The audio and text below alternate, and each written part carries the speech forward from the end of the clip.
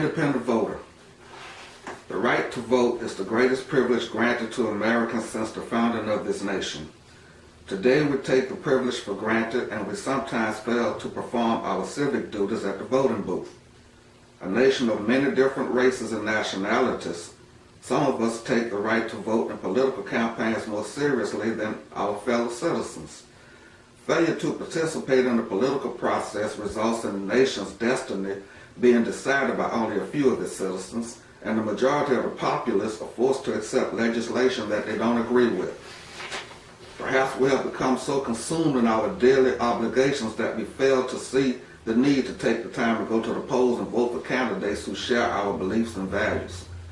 Merriam-Webster defines belief as a feeling that something is good, right, or valuable. Our textbook, Essentials of Public Speaking, defines values as deep-seated principles that serve as personal guidelines for behavior. These principles are usually taught to us by our parents, our teachers, and our religion. When a candidate for a political office announces that he or she shares those same values, we should make every effort to go to the polls and vote for that person.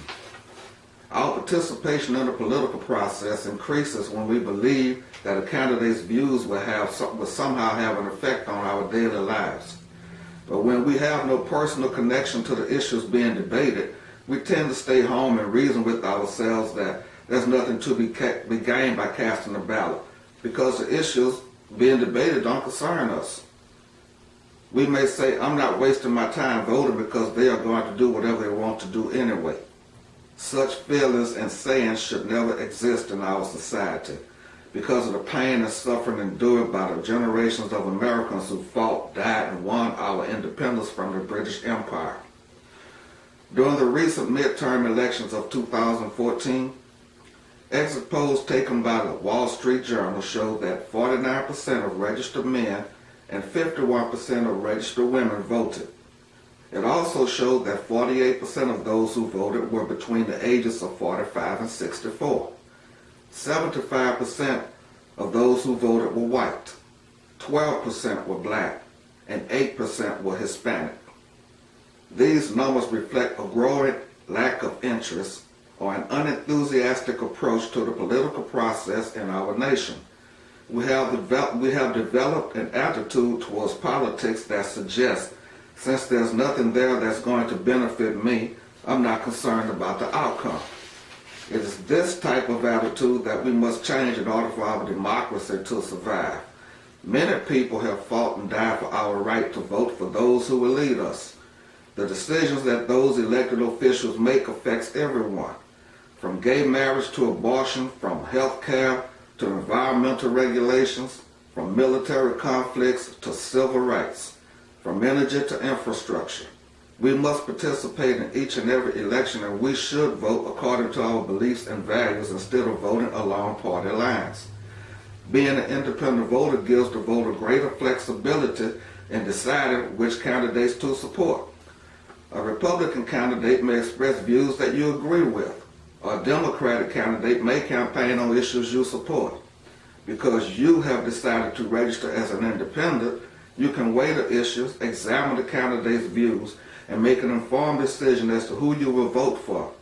Research of a candidate's background, voting record, if he or she is an incumbent, and the platform that the candidate is running on is essential for you to be able to decide how you will vote.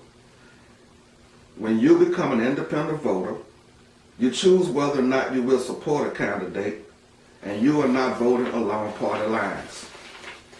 We have the freedom to make up our minds and vote for candidates who share our views. When we fail to take advantage of that freedom, we are not credible in our criticism of the bills and legislation coming out of the Senate or the House of Congress. When we fail to take the time to vote on Election Day, we forfeit the right to complain about our system of government.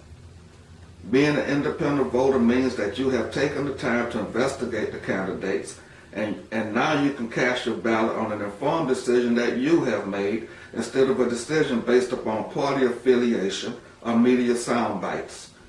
In the next round of the political process, we will be voting in the runoff campaigns for those candidates who fail to reach at least a 50% advantage over the second place finisher. We should make it a priority to show up at the voting booth, and we should encourage our neighbors, even offering them a ride to the polls if necessary, to exercise their most important civic duty. Vote and vote independently. Explore the views of the candidates and decide for yourself how you will cast your ballot. Thank you.